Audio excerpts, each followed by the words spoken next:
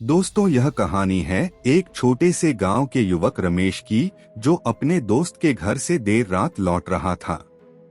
दोस्त का घर गांव से 3 किलोमीटर दूर एक घने जंगल के पास था। यह जंगल रहस्यमय और डरावना माना जाता था। लोग कहते थे कि इस जंगल में रात को अजीब घटनाएं होती हैं।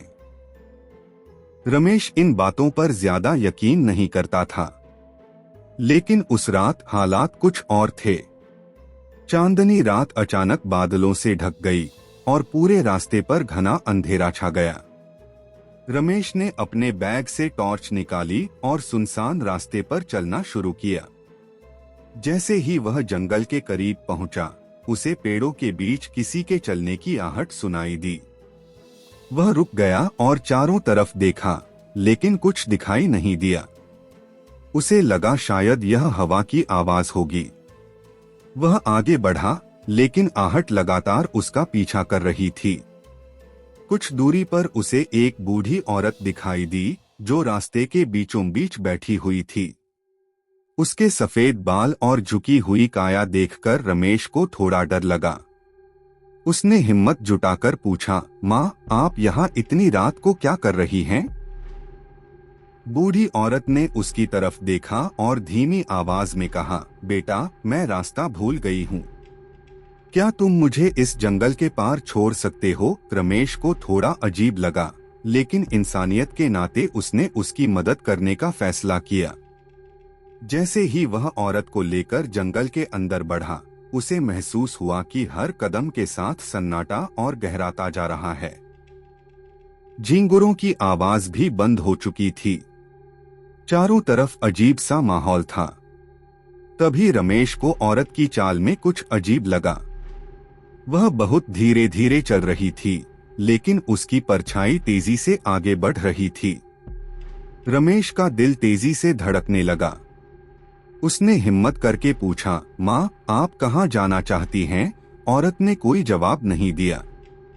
अचानक वह रुक गई और अपनी जगह खड़े खड़े घूमने लगी। रमेश को उसकी हरकतें अब डरावनी लगने लगी थीं।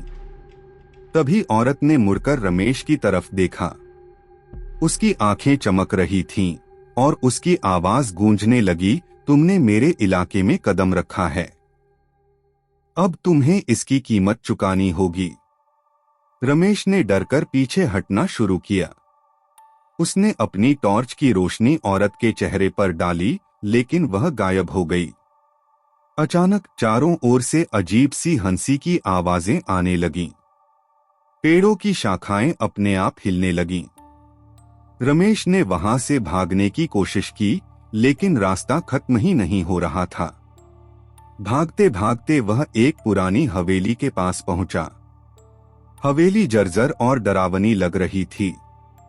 दरवाजा अपने आप खुल गया और रमेश के पैर जैसे खुद ब खुद अंदर की तरफ बढ़ने लगे।